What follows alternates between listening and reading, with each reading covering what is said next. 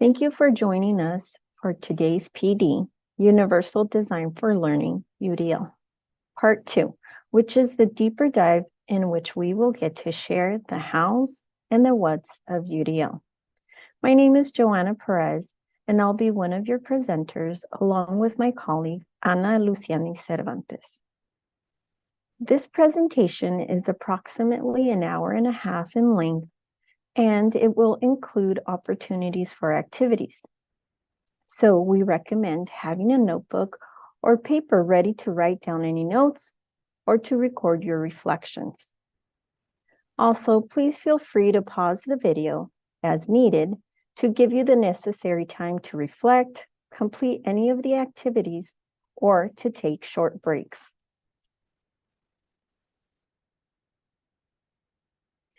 Now let's begin with a reflection opportunity. We recognize that there is variability in the understanding and background knowledge of universal design for learning.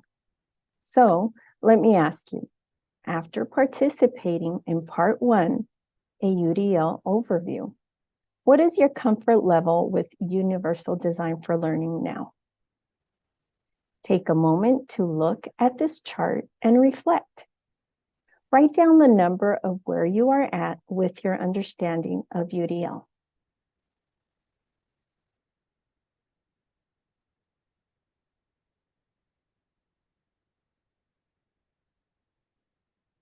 Thank you for reflecting. Now, know that regardless of where you are, we hope to build upon that knowledge today as we dive deeper into UDL. Let's recap part 1, the UDL overview, in which you learned many things. You reviewed the history of universal design for learning, explored the why of the UDL design, had opportunities to understand the UDL framework, principles, and guidelines, and you compared the difference between UDL and differentiated instruction. In today's UDL deeper dive, you will explore UDL lesson templates, look at the many ways to enhance lesson plans using the UDL learning networks, and you will also get a chance to practice and put UDL into action. Know that this presentation is based on research and evidence-based resources, which we will share with you at the end of the presentation. I will now hand it over to Ana. Thank you, Joanna, for that recap. Let's first look at the UDL lesson steps and lesson plan templates that support UDL in our classrooms. Barriers to student learning can affect the lesson core components. A barrier in UDL is anything that inhibits a student's ability to fully engage with the lesson. It can be a physical barrier, a lack of background knowledge, difficulties with learning, or difficulties regarding emotionally connecting with the lesson or instructor. Common barriers we often see fall into one of these categories: barriers in resources, in academic language, supports availability, or time.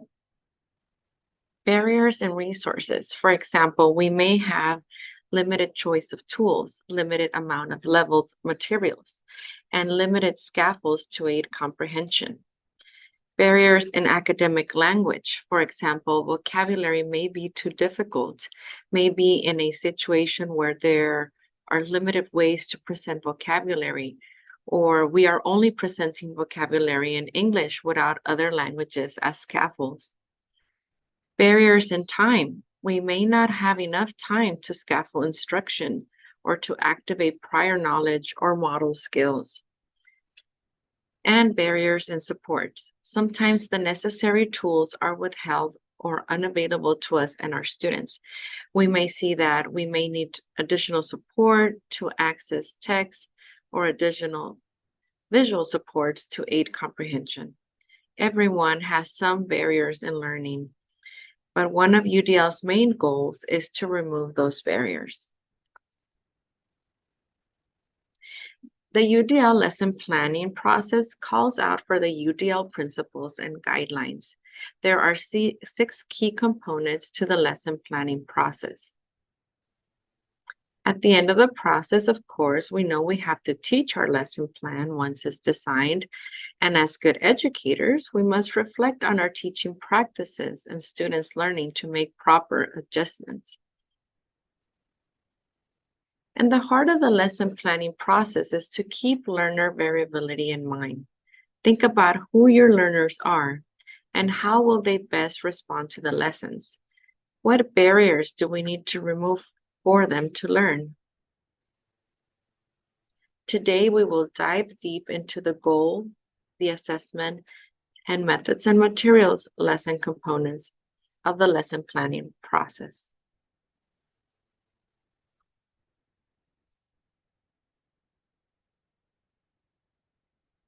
The heart of the lesson planning is learner variability. Therefore, we must anticipate it.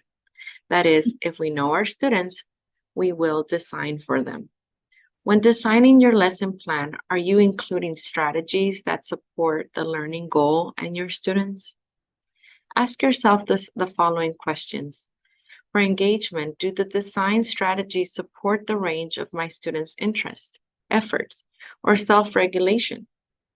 For representation, do the design strategies support the range of students' perception, language and symbol knowledge, and comprehension?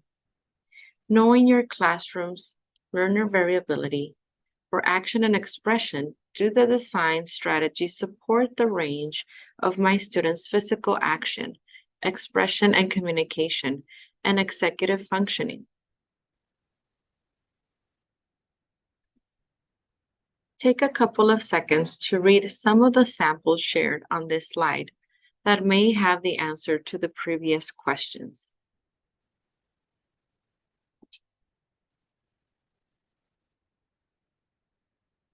We will dive deeper into some of these strategies in future slides.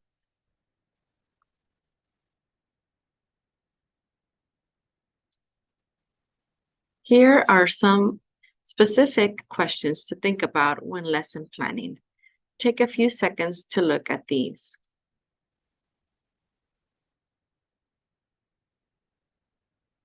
In summary, think about how you will engage the students, how you will present the lesson concept in a variety of ways, and how students will express their learning.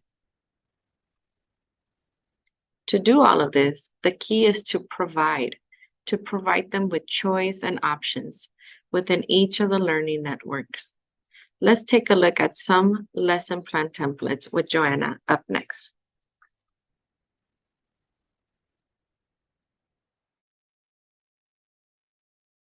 When incorporating UDL into your lessons, there are 4 core components: the learning goal, instructional materials, instructional methods, and assessments.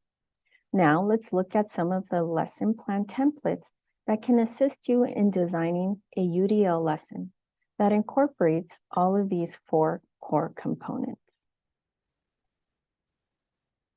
Here we have 2 sample UDL lesson plan templates. These 2 templates can help you guide your lesson planning, whether you are planning by yourself or with a co-teacher. On the left, we see the guide to designing your UDL unit or lesson plan. It has the components highlighted in different colors. Also, notice that this lesson plan includes check questions that may serve as a guide when completing the various components. Now, moving to the right side of the screen, we see Dr. Katie Novak's lesson plan. This lesson plan template is formatted differently. However, the core components are all included. And like the other template, it too includes some guiding questions to assist in planning for the different components. Both of these lesson plan guides are included in the resources folder. Another resource you may also want to explore is the CAST UDL Lesson Builder website. To do so, you will need to begin by creating an account. Once you are able to log in, you can use the site to build your own lessons or explore and browse through various teacher-created lessons from different grade levels and content areas, such as the one that we see here. If you click on the lime green button, UDL Connections, you will see how the lesson has integrated the UDL guidelines and principles. This lesson template also includes all the core components. Feel free to check it out on your own time and use it to design your own UDL lessons. This is the lesson template that we will be using today. It has 5 sections. The first section is setting the stage. This is where we look at the standards, design our lesson objectives, and consider learner variability in order to help remove those barriers. The next section is goal setting and connecting to students' prior knowledge. Then is the mini lesson. This is where the direct teaching and the guided practice occurs. It is then followed by self-differentiated learning. This is where we plan for those lesson methods and materials that will give access to all students.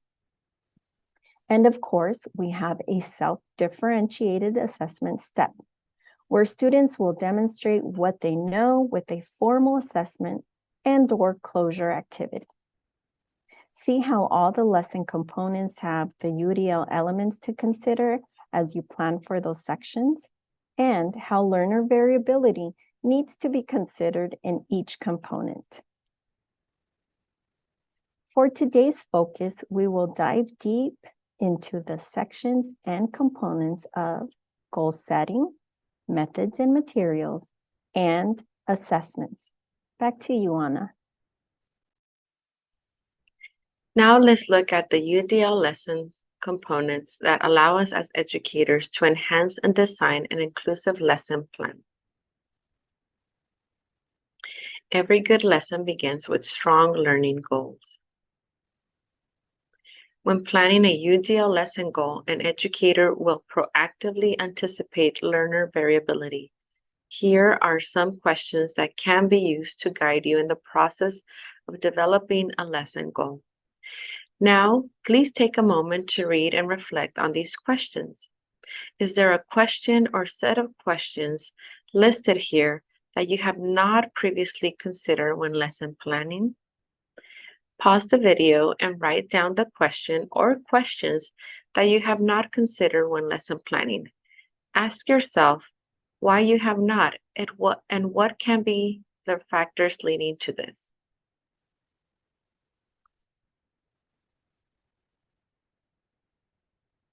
Welcome back. UDL lessons start with a clear learning goal that fosters multiple means of action and expression. At the beginning of every lesson, it is important to establish goals, as well as assess students' prior knowledge, provide background knowledge, and provide a warm-up activity. Make your lesson goal crystal clear and share it with your students. The goal should be clear enough for students to be able to state what they are working on. Joanna will now tell us more about the necessary components of a lesson goal.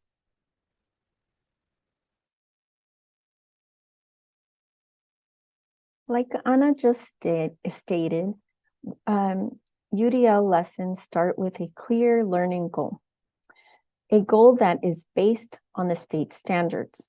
Now, let's look at goals from the UDL perspective. From the UDL perspective, lesson goals should offer optional paths and separate the means of achieving them. Where possible, separate the goal from the means or the how learners can achieve the goal. When there is flexibility in the means, it empowers learners to make choices that maximize their strengths and supports their learning needs. Also, when drafting your goal, remember to include verbs that foster means of action and expression. For example, students may be asked to demonstrate their knowledge of a particular topic by writing an explanation. However, the verb write may cause barriers for some students. So remember, look carefully at the standard you are teaching and ask yourself, what does the standard say? The standard might have nothing to do with writing. If the standard states that students have to be able to explain, then students could write or give an oral response. Remember to provide flexible means by providing options. Next, consider the 3 learning networks of UDL and see where you can apply them throughout your lesson to make your learning goals flexible. Another thing to consider is breaking larger long-term goals into smaller short-term goals. Doing this makes learning feel obtainable and provides opportunities to celebrate milestones or to reduce barriers along the way. Finally, we want students to become self-directed and independent. We need to teach students how to understand and set their own goals. So let's involve them in the goal planning process as much as possible. Keeping in mind what we just discussed, let's now take a look at a traditional goal you might see in a classroom. The goal states, with prompting as needed, students will recall key details from the story and write their answers to who and what questions.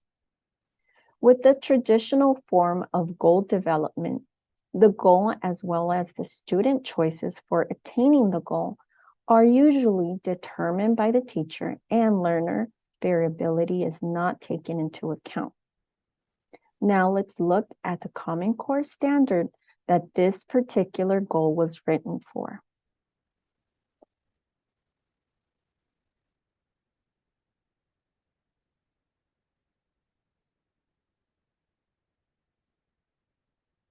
The verb write is nowhere to be found in the standard, yet this goal puts a focus on writing. And when the how or the means for achievement is unintentionally embedded into the goal, pathways students can take to meet the goal may be limited. Now let's look at another goal written using UDL. Students are still required to recall details from the text, but notice how the UDL goal leaves out the how and is designed around the what, or the target of the lesson. This goal gives teachers more flexibility in meeting the needs of students. Let's take a look at another example of a traditional goal. In this goal, the means of attaining the goal is called out by stating that students will be using cubes to model the problem, which may exclude some students from working towards the goal and may also not provide an appropriate level of challenge for others. When we look at the standard that this goal was designed for, we see that the goal does not require for students to specifically use cubes to model the problem. The key takeaway here is that when we design using UDL, the goals provide flexible means, and flexible means embrace learner variability.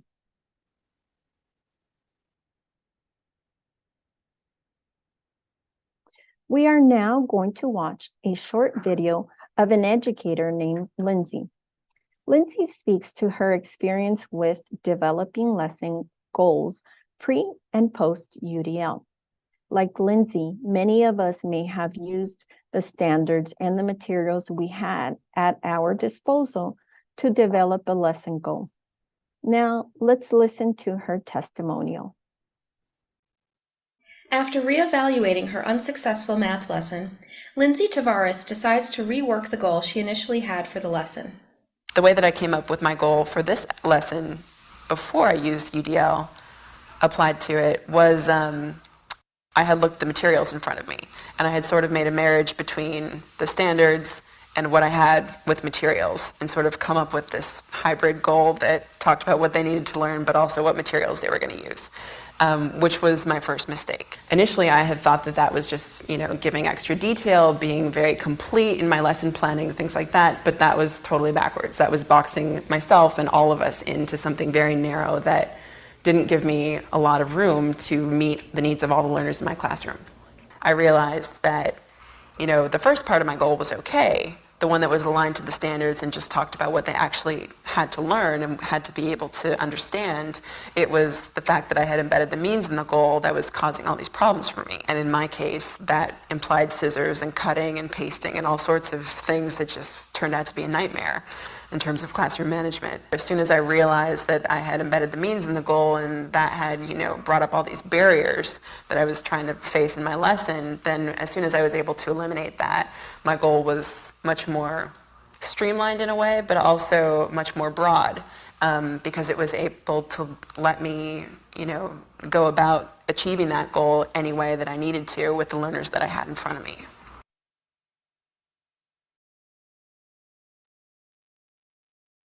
It's time for an activity. For this, you will need to use and access the UDL Google Resource folder. Use the bit.ly link or QR code to do so.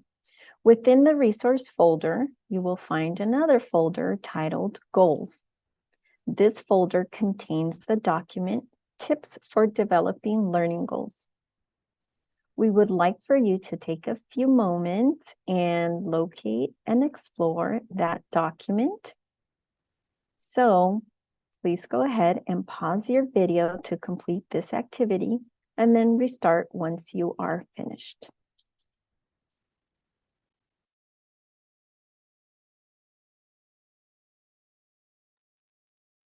Welcome back.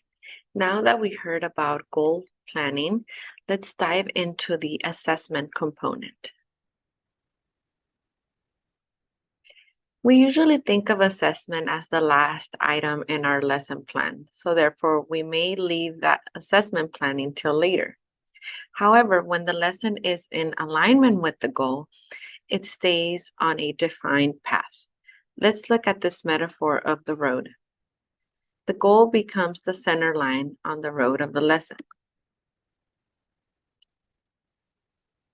The road sightlines represent the lesson, keeping us on track on the road. The concrete road represents the journey.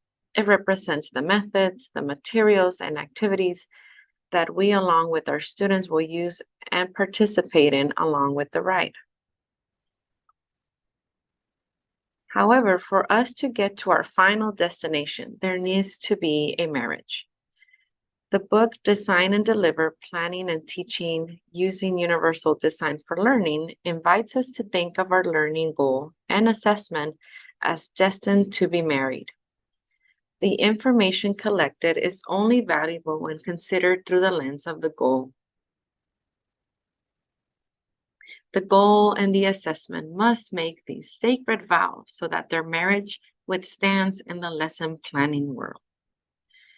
And the goal vows and says, I, the goal, promise to tell you, assessment, exactly what we want students to learn. And then the assessment vows and says, I, the assessment, promise to tell you, goal, whether students have learned what we want them to learn.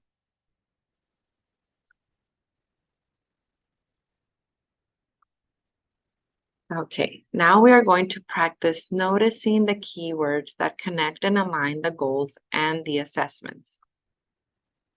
For this activity, read the vows that will appear inside the hearts.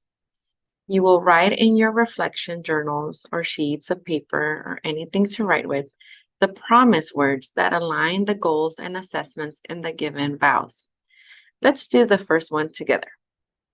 The goal vows and says, I promise to teach the students a new topic, skill, or concept.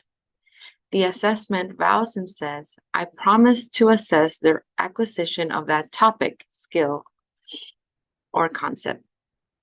Teach and assess their acquisition are the vows that align them. We will look at 3 more.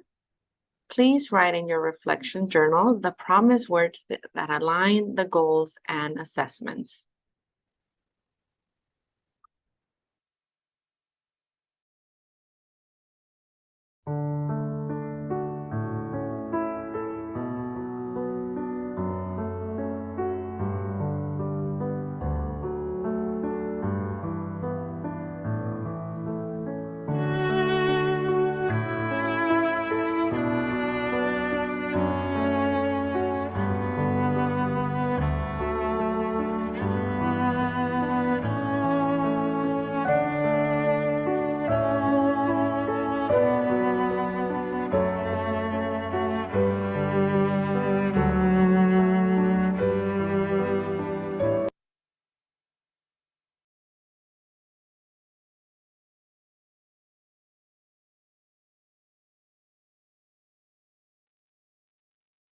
Thank you for participating in this activity.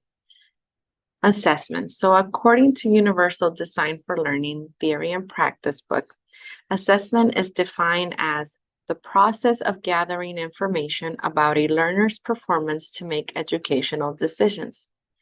Assessments are ongoing and focused. They measure both product and process. They are flexible, not fixed, and they actively inform and involve learners. And assessments are construct relevant. Assessments should measure the evolution of student learning and allow you to make adjustments to instruction to keep students on track toward instructional goals. To get the most accurate data about what students understand and can do, assessments should provide multiple opportunities for learners to demonstrate skills and express themselves. Share assessments and results with students so that they can take a proactive role in their education. I'm going to hand it off to Joanna, who will tell us more about the types of assessments. When our students experience that aha moment and then excitedly express their new knowledge, teaching can feel very fulfilling. We have some experience with two types of assessments that allow students to demonstrate what they know, formative and summative. Let's compare these two assessments. With a formative assessment, the evidence is used by both the students and the teacher, while the summative evidence is used by educators and policymakers. Students use formative assessments to assess their learning, and teachers use them to adapt how they are meeting the needs of their students. Formative assessments are also known as the feedback loop, where students and teachers adapt based on the outcomes of the assessment. And because of that, formative assessments can be a more accurate measure of current student knowledge, taking into account learner variability. On the other hand, summative assessments are a more traditional type of assessment and require students to have the ability to retain significant amounts of information. So, how do we universalize, or how can we UDLize formative and summative assessments? Well, in an environment that uses UDL, assessments are used to inform the teacher on where students stand in their understanding and to use that information to make changes to the learning environment so that students can successfully acquire the information. Students need to know the information and be able to use it as required by the exam. The UDL guidelines then come into play. Under engagement, provide options for self-regulation. This emphasizes the student's ability to use personal coping skills and to reflect on their learning. Under representation, provide options for comprehension. Students have the opportunity to use their background knowledge, identify and use the patterns and relationships they recognize, process, visualize, and manipulate information, just to name a few. Action and expression are the strategic networks that allow students to piece together and then demonstrate what they know. This network moves students to become the owners, synthesizers, and purveyors of knowledge. In future slides, we will look at examples of how to provide options for executive functions and how to provide options for expression and communication, and how to provide options for physical action. Something to consider when lesson planning is engaging in a pre-reflective activity in which you think about or discuss the following. What do students really need to know? What choices and options will be provided to students so that they can provide evidence of their learning? How can these choices be engaging? Is there flexibility in the options? And how should the assessment align with the learning goal? After engaging in a pre-reflective assessment activity, you may then begin to plan your assessments. Let's keep in mind that assessments are an expression of student learning. So here are some things to consider. When designing assessments, it's critical to consider exactly what students really need to know and what do they then strip away. And what students really need to know and be able to do, and then strip away any specific methods that have been tied to the goal. Essentially, when reviewing your standards and planning, you will ask yourself, how will students provide evidence that they met the goal? Can they have choices? Try to move away from requiring all students to use the same materials to learn and express what they know.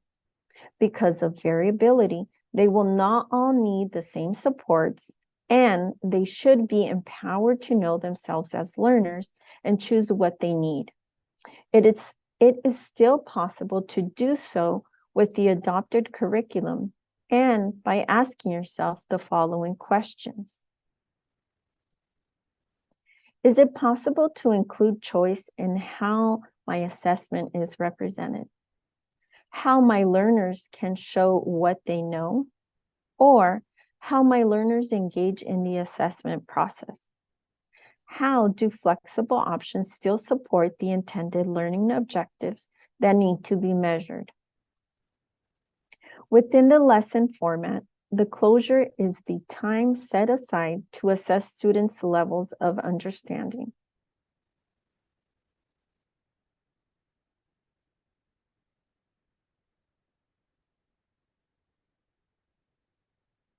It is an extremely important step because it gives you one more opportunity to check in on their understanding. And here's a tip. Make sure that your closure activity aligns with the UDL framework. Throughout your use of the UDL framework, you will know exactly why you are using the activity and what potential barriers need to be addressed. Equally as important, these are only useful activities if they are structured to tie directly back to the stated goal.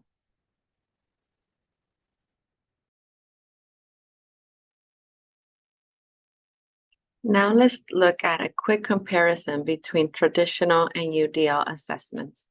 Traditional assessments may confound the learning goal with the manner in which students are required to demonstrate their learning. They may also present a disconnect between the learning context and the testing context and rely heavily on information, recall, or recognition. Traditional assessments are also often designed in a way that prevents the use of supports to help students. Here are a few examples of traditional ways in which we assess our students. By applying UDL principles to assessments, teachers can reduce the barriers posed by a test format or medium that may have little to do with the skill or knowledge being evaluated. When teachers apply the UDL approach, assessments may look like this: reflect the learning goal, provide flexibility and choice, connect to real life, involves construction and application, allows for scaffolds and supports. Here are a few different ways in which you might assess student learning when considering the UDL framework.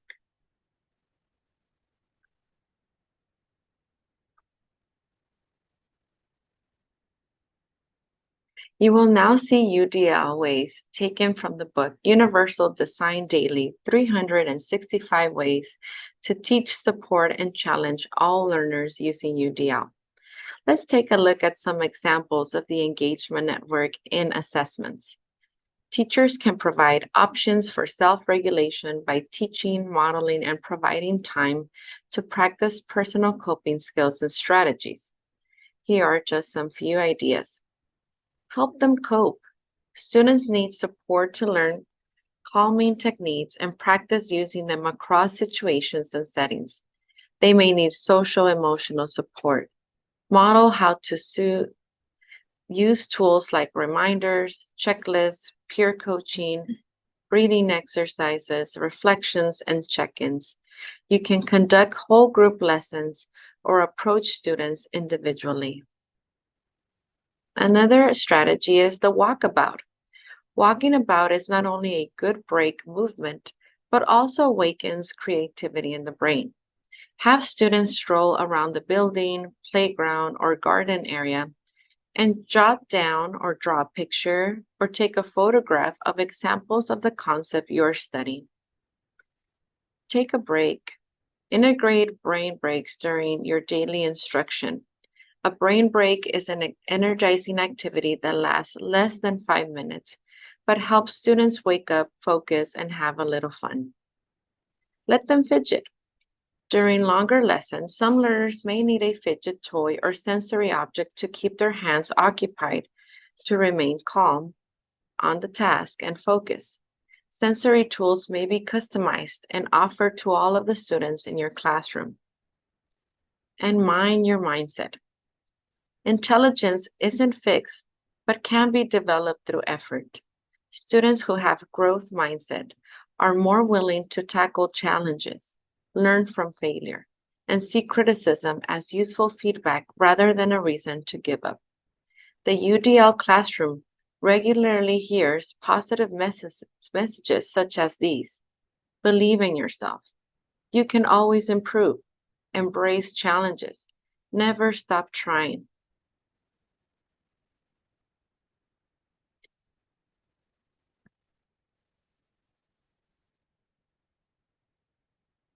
Hey, Joanna will tell us more.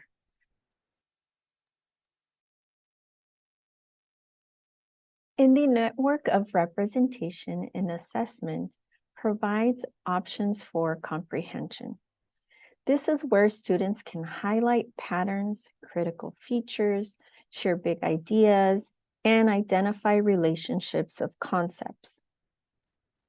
Here we have some ideas for supporting this network. The first is map it out, which is simply using a concept map as a way of illustrating connections between terms and ideas. Students construct concept maps by connecting individual terms with lines that indicate the relationship between each set of terms. Here's a list of links that you can use for mind mapping with your students. Another is fold them up. Foldables are dimensional projects that serve as interactive graphic organizers. Students learn from creating that resource and from using it as a reference during classroom activities.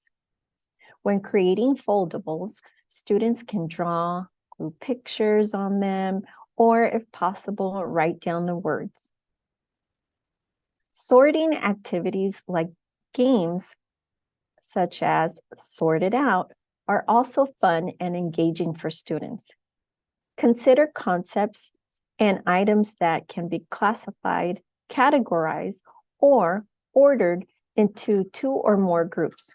You can hand out a set of materials, then ask students to sort them, but do not give them the categories. This version of the game lets students explore materials and have discussions about all their observations. Lastly, give examples. A powerful way to help students gain clarity on a topic is to provide a variety of examples to help them generalize appropriately. Start with what they know and then build their knowledge from there. You may also want to show what it is not, so provide several non-examples to help students anchor concepts and simply let them try. When it comes to assessment, the network of action and expression must shine. Here's how you can provide options for physical action. Vary the methods for response and navigation. Provide different response options such as to the corner. Get students moving by making your classroom into a multiple choice game board. Assign a letter or a number to each corner of the room. Call out a question and 4 possible answers. Then ask students to move to the corner that corresponds to their chosen answer. Or beyond the tablet. To keep all students interested in writing, introduce a range of composition tools. Try colored pencils, markers, stamps, sensory art supplies like shaving cream, letter or word stickers, or magnetic words or phrases. Another idea is tap, tap, tap. One way it can be used is as a sensory support. With the classroom overhead lights off, students can turn on the tap lights as they are listening to a read aloud, or they can also use them as a communication tool. When students are ready to share an answer to a question, they can tap the light to indicate that they are ready to respond or to show their work. And my favorite is that these can also be used as a tool for a classroom competition. So students can tap the lights to ring in their answers. Come On Down is another game style option in which students compete and collaborate using game show style apps as study supports. Here we have a few platforms as resources that you can check out on your own time. Thank you, Joanna. And there's way more. Here is how you can provide options for expression and communication. Use multiple tools for construction and composition, like pass the mic. Schedule regular open mic time. Invite students to stand up and read their work, give an argument, or perform a piece for the rest of the class. It helps students get comfortable speaking in front of a group of people. It also helps them improve on using a clear and confident voice. Write without a pencil. Some students struggle to write with a pencil and are more creative and expressive when allowed to compose in other ways. Introduce the following websites for them to create picture books, stories with Mad Libs, and create simple sentences. Get a sticker. Who does not love stickers? Stickers are an effective way to support students who have fine motor skill needs, or for those who need motivation or inspiration. Students can use them in fill-in-the-blank worksheets, creating drawings, journaling, word problems, offering a tactile alternative with physical materials. And making art. Transform your classroom into an art studio. Students can illustrate, paint, and draw with markers on paper cover tables or their own blank art books. Have them create art in response to a discussion, lecture, concepts, and stories. What else, Joanna? Well, here we have some more examples, but these are specific to help with executive functions. Let's look at some ideas that would support planning and strategy development. Check that list. Checklists are crucial for projects that require sequential steps or the completion of a series of tasks. They ensure consistency and efficiency. For kindergarten students, short and simple checklists can help them become accustomed to following a routine or remembering directions. Checklists can help students learn skills of independence, responsibility, and critical metacognitive skills such as assessing progress and managing distractions. Try top fives. This is a great formative assessment. Put students into small groups.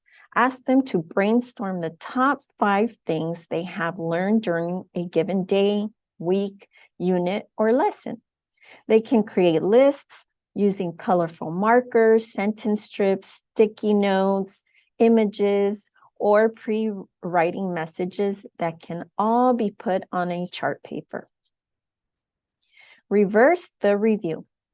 In a traditional classroom, at the end of a lesson, the teacher asks, "Do you have any questions?" and waits for students to ask. In the reverse review, the teacher poses the question and the students tackle them individually or in small groups. You can ask all of the questions at once and have the students hunt for the answers with their peers or ask the questions one by one and allow the learners a few minutes to develop their responses. And finally, the last idea we will share is take action, goal ladder. An action plan is a step-by-step process that provides a path for goal setting to the realization of that goal. Introduce students to goal ladders. Write or illustrate their goal at the top of the ladder, and on the rungs, write or draw the action steps required to meet their goals. These are just some of the many ways we can support kindergarten students by providing them choice and sharing their learning and knowledge. Remember the educator we heard from earlier, Lindsay? Well, we will now hear from her once more, this time regarding planning assessments. Based on her UDL goal, Lindsay relies on a variety of approaches, both during and after the lesson, to determine which students can name fractions greater than 1. With UDL, Lindsay knows more about her students and, in turn, their potential for learning expands. Now, let's go ahead and watch Planning Assessments with Lindsay. After reworking the goal of the math lesson, Lindsay finds different ways to assess whether or not her students are achieving that goal. You know, when I talk about the lesson going better and being more effective, what I mean is that the students were able to achieve the goal that I had set out in front of them, which was to be able to name fractions greater than 1. As you know, the lesson was going on and we were in our independent work time and students were completing different activities, you know, not all of them were doing a paper and pencil activity. So it's not like maybe a more traditional math lesson where students go to their desks, they all do paper and pencil, they hand it in, I can grade it on a scale of 100, and then I know, if they get 75% or above, then it's successful. It's not exactly like that. It's a little bit trickier when you teach this way. It was very important for me to be circulating around and sitting in with different groups and sort of posing questions and watching. So the assessment sort of happened during the lesson as I was going around to sit in with different groups of my students, but also at our share at the end, being able to talk about what had we learned, giving them the opportunity to verbalize what they had learned. For those that weren't comfortable with that, I sort of knew who those students were in my class, so I was able to sort of sit with them and sort of look on quietly, or, ask a question privately for those that wouldn't speak up, in front of 29 of their peers, at the end of a lesson. So it's definitely something you have to think about when you're going to choose to teach this way. It's more active on your part. It's all about just knowing your kids, continuing to learn more about your kids as the years go on, and encouraging them to think about their own process and let you know what they need. It has to be a two-way street, and when that happens, I think it's the potential for learning just amplifies in any classroom.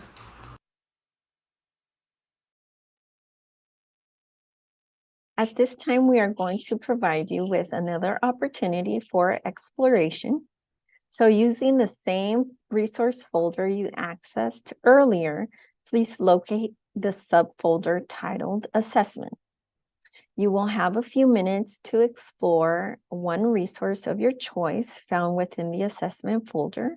So it could be the UDL assessment tips or making of a UDL assessment. Please pause your video at this moment and complete the activity, and then restart once you are finished.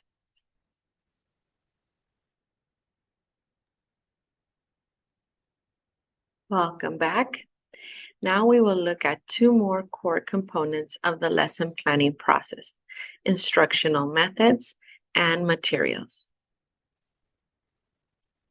As we know, instructional methods are the strategies for delivering instruction, and materials are the resources used to present the learning content and also what the learner uses to demonstrate their knowledge.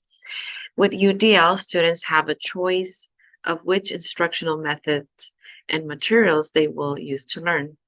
Content and information in the lesson are presented in a variety of ways. Some of the information may be written or included in audio, while other content may be presented or demonstrated using a hands-on approach. When thinking about the instructional methods and materials of a lesson, it can be slightly overwhelming, as you have to ensure each student is challenged and supported. However, many educators find this to be the fun part of designing a lesson. So when designing your lesson, make sure there is a section that allows for self-differentiation.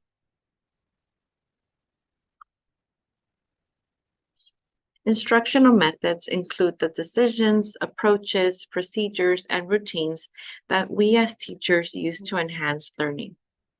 The UDL framework emphasizes the need to use many instructional methods because learners vary in the way they are motivated to learn, the way in which they comprehend information, and how they most effectively express their learning. To plan for learner variability, try varying your instructional methods by allowing children to choose which method they will use to engage in the content. Give them an option to participate in small group instruction, watch a video on Google Classroom, read, or listen to an audio version to learn the material. Students will learn which methods work best for them. Now let's think about materials. There are three things to take into consideration. First, do the materials help all students meet the goal?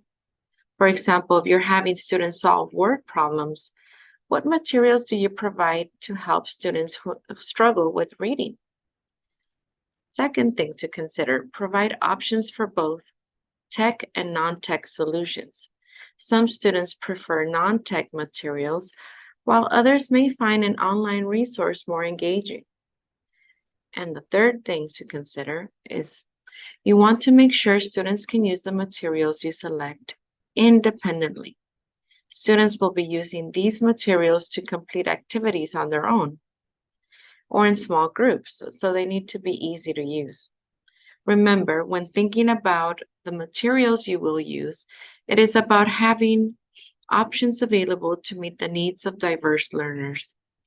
And one more tip to consider. When you first begin to implement UDL, Start slowly and focus on providing at least 2 choices. As students become better at making choices, you can add more options.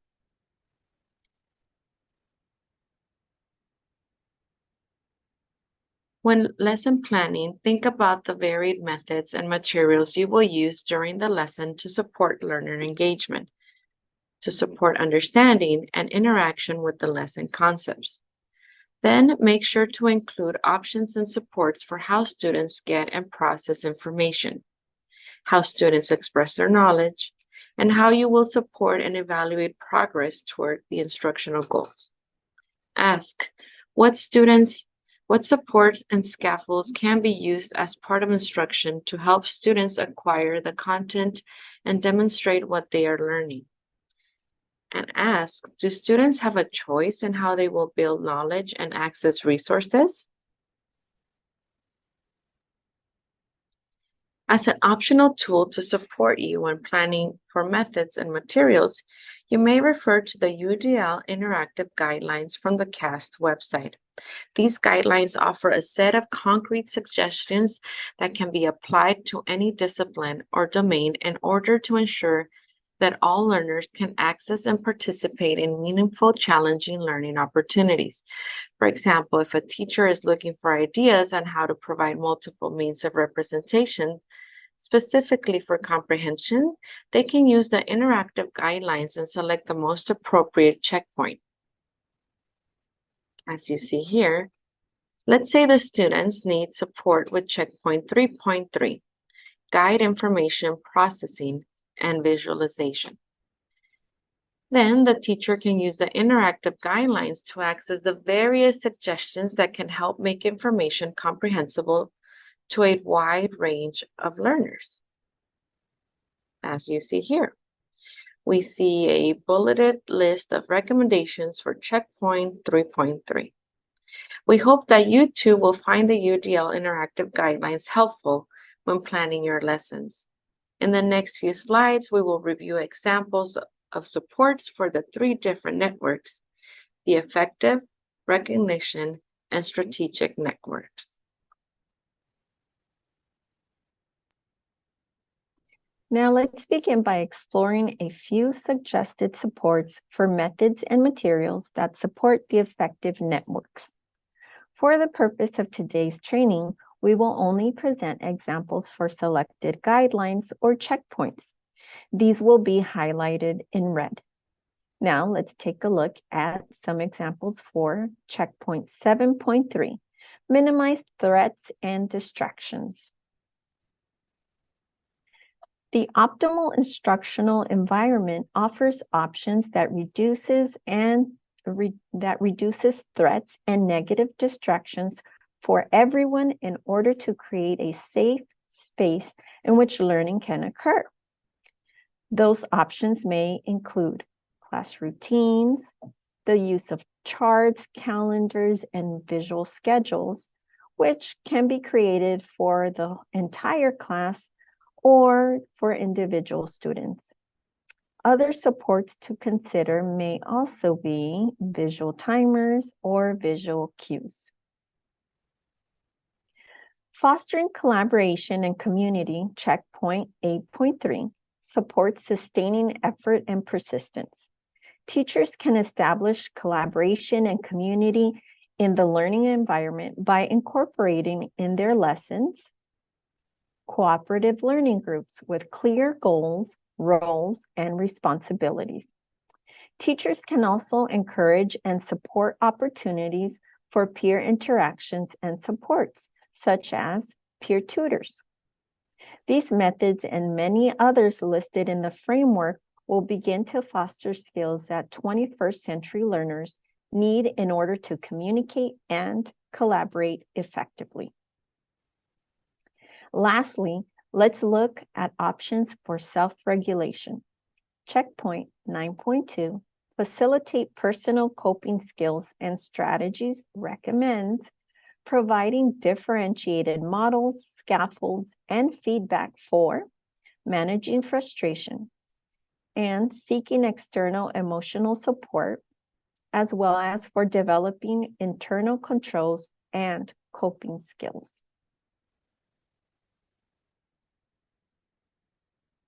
Because learners differ in the ways that they perceive and comprehend information that is presented to them, it is essential to provide options for representation. Let's review examples of methods and materials that support the recognition networks. To help remove barriers to learning, a teacher can offer ways of customizing the display of information and/or alternatives for auditory and visual information. Amazing resources that support this guideline are Google Accessibility Tools, Kami, and the embedded accessibility features in Discovery Education, just to name a few. Now let's move on to options that support language and symbols. As we all know, text is a particularly weak form of presentation for some learners who have text or language-related disabilities.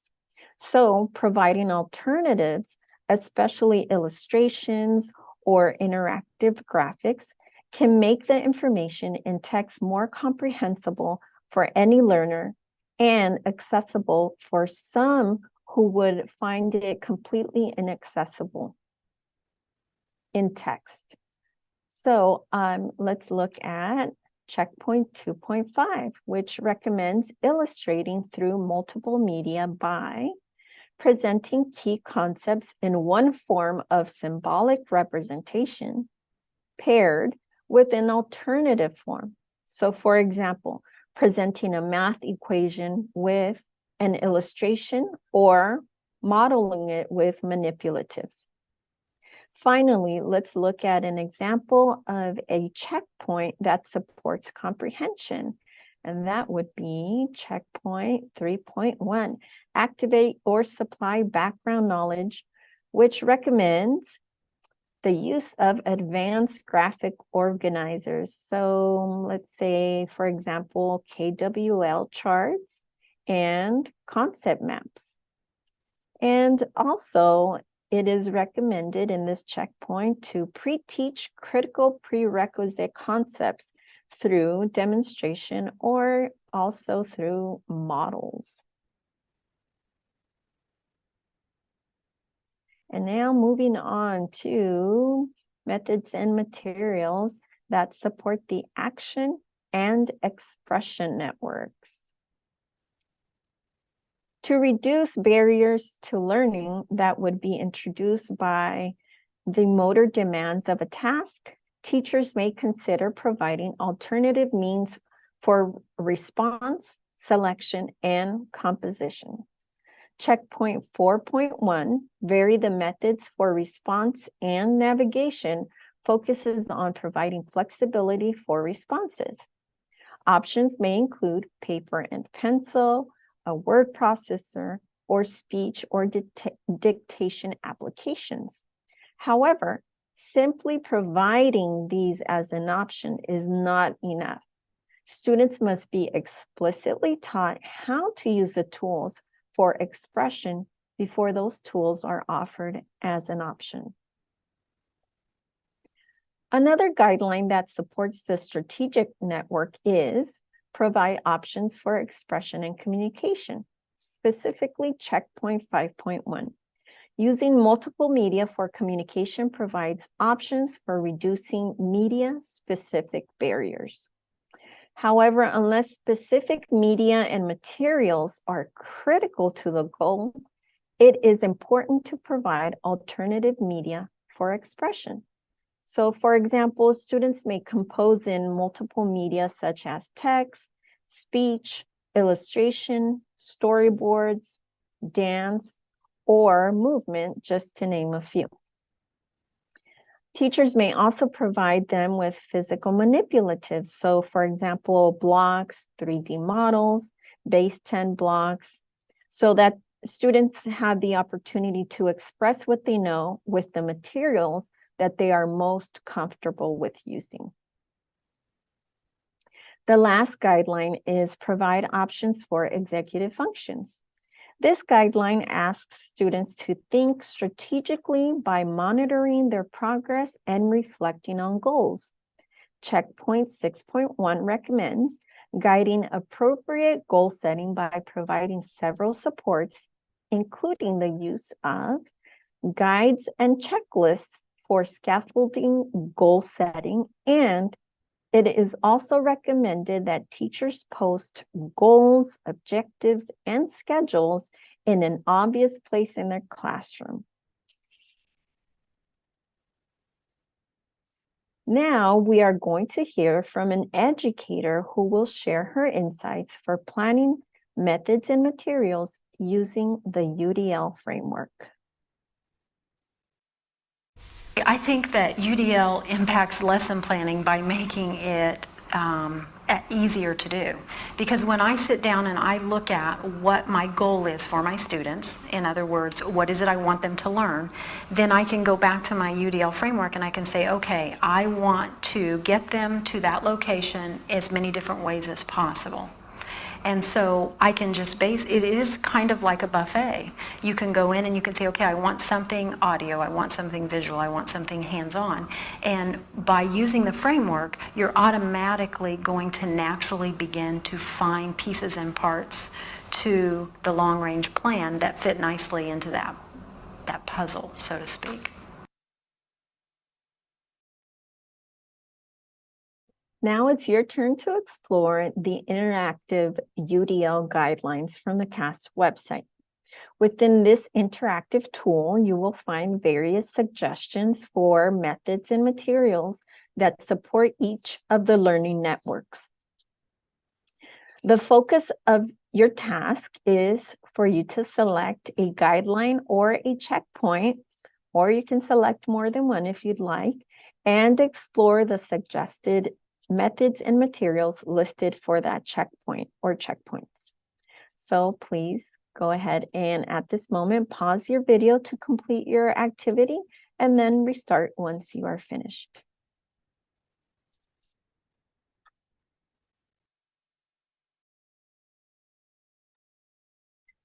Welcome back. Learning Invitation 3. It's your turn to enhance a lesson with UDL magic. Here is an agenda for our final learning invitation. Up next, you will watch a YouTube UDL high frequency word lesson so that you can get ideas for your own lesson plan. Then we will set up the stage for your activity and give you a kindergarten standard on high frequency words. You will then jump into the lesson design by selecting a lesson template and complete the core lesson components. You will use today's resource folder to guide you and help you with your lesson design.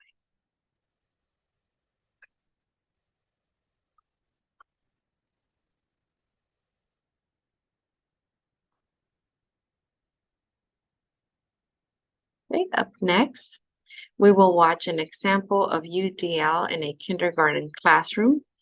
In this fun mannequin challenge from a school in New Mexico, all students are practicing kindergarten high-frequency words in a different manner, which suits their own needs and interests. Think about how the teacher planned these methods and activities by aligning goal and assessment, and how the three networks of engagement, representation, and action and expression are active. Look at the choices and flexibility provided. Let us watch.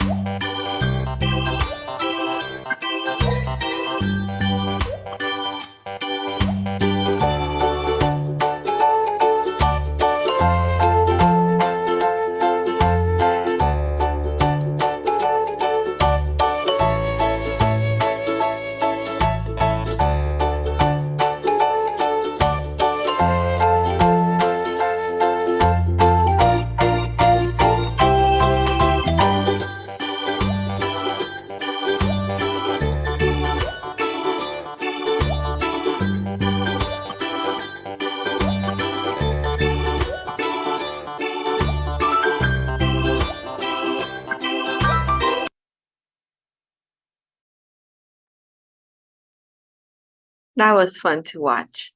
Now that you got many ideas on how students can choose to practice and learn high frequency words, now it is your turn to design a lesson plan that fits in your classroom, that meets your learner variability, and that goes with the resources and materials that you currently have in your classroom.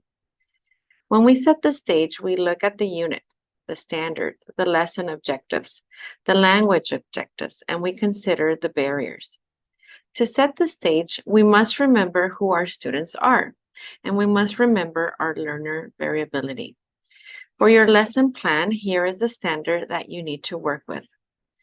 Reading standards for foundational skills, phonics and word recognition 3, know and apply grade level phonics and word analysis skills and decoding words both in isolation and in text. And that's standard 3C, read common high frequency words by sight. So think, what is your learner variability? Think of the range of your individual students. Do you have English learners, students with disabilities, different cultural backgrounds, different interests, etc.? What are some barriers in your classroom that you need to address? Could it be lack of school supplies or technology accessibility? Now let's design a lesson for your students. In your lesson design, use these questions to guide your planning. Keep the UDL framework in mind as you write a learning goal for your own high-frequency word lesson. When thinking about the methods and materials, think about these questions. How are you presenting information? How are you incorporating choice? And how are you breaking down barriers for all learners? When thinking of assessments, how are students expressing their knowledge and are you offering them choices to do so?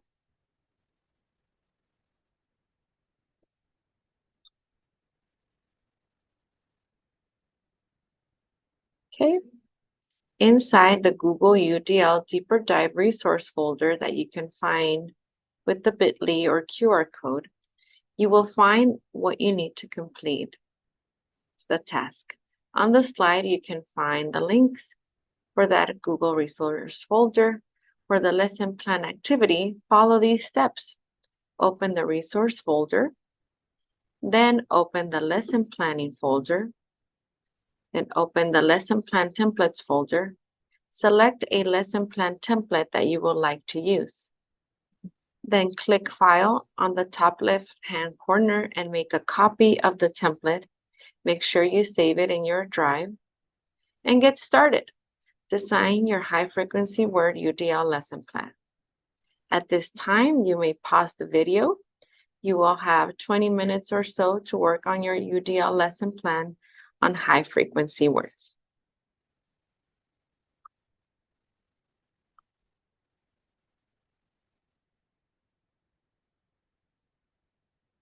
Welcome back, everyone. So, after spending some time designing a UDL lesson plan, please share with us a key takeaway from this experience. Did you get to write a goal today or make a list of potential methods and materials? Did you write an aligned goal with an assessment? Did you actually get through planning a full lesson? Whatever your experience was today, take a moment to reflect and write down in your journal a key takeaway from today's UDL lesson planning experience and process.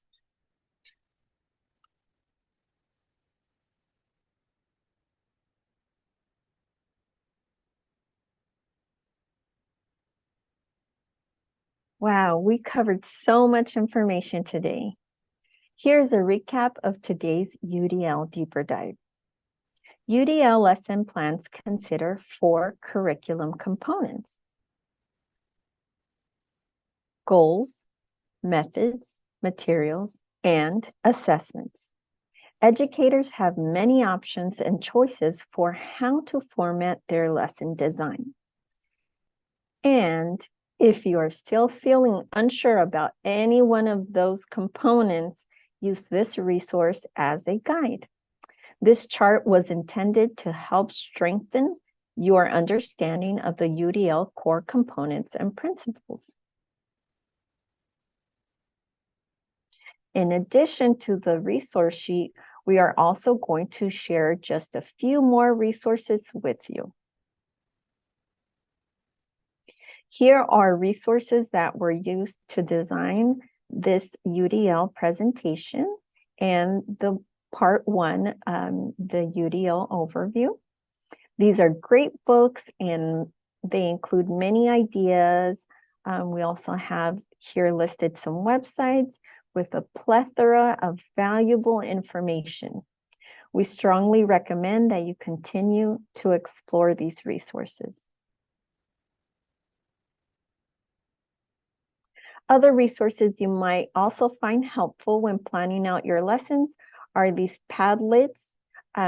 There are 3 different Padlets for each one of the 3 UDL principles.